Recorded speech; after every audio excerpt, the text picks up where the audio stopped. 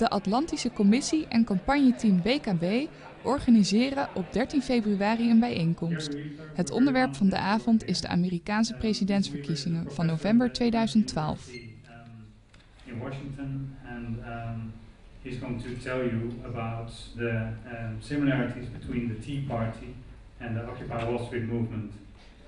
So, Mr. Weaver, please.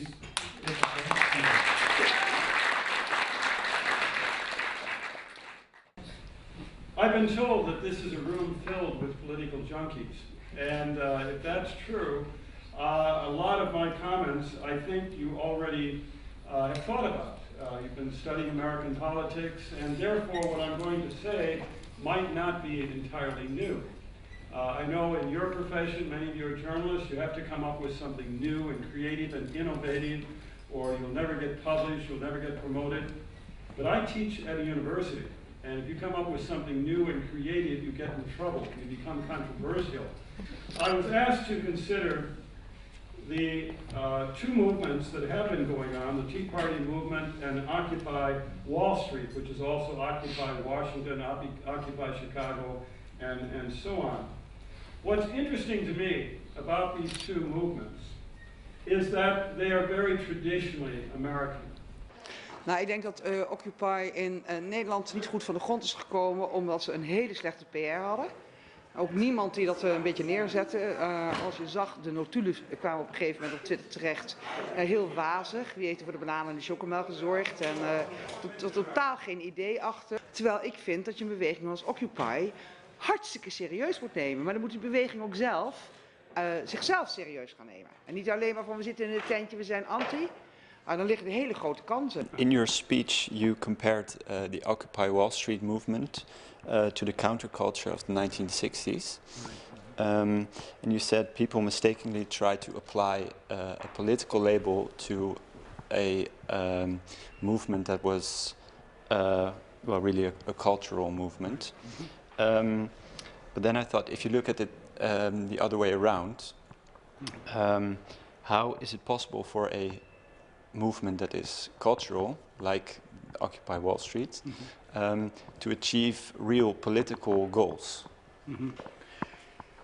I think we've had many historical examples of where a culture phenomenon accomplished political goals. For example, the civil rights movement in the United States.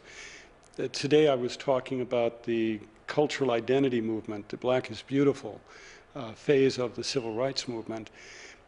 That had major political overtones to it and actually led to, I think, Obama being elected eventually. So it isn't particularly new to have a cultural movement that defied a political label but then had political implications. And I think this is what happened with the anti-war movement, the countercultural movement of the 60s. It definitely had political repercussions, but it was difficult to describe it because if you put a political label on it, you miss the whole point. I mean, it really was against the dominant culture at that time. And then the dominant culture changed, and all at once it became acceptable to give black people, white people equal rights, and so forth. A Dutch former US correspondent claimed that since Reagan, all presidents were elected because they had weak opponents. Do you think that for Americans, choosing a president is often a choice for the lesser of two evils? Whoa. Yeah, I think there's something to that. That nobody, for example, is 100% pleased with Obama on the left in the progressive movement. He became much more of a moderate than he appeared to be when he ran for office. There were African Americans who said he's not black enough. There were white people who said he's too black. I mean, he could never meet the needs of everybody. And so with the election coming up, I'm sure there are people who are going to vote for Obama only because the alternative is so much worse. They don't want to vote for Romney, they don't want to vote for Gingrich or anybody on the far right. And I think that's been true. I think that is a good point, that's true historically. But I also think that Obama is perceived as somebody who's going to go to the future. He's going to make things better. and not nostalgically want to take the country backwards. And so what you see are people who are looking for change are still more likely to vote for Obama. Charles Groenhuizen, u heeft naar voren gekomen. Oud-correspondent. Kai van der Linden, mediastrateeg. Erik van Brugge, Gordij, mede-eigenaar van BKB. Wat vond je van de sprekers deze avond?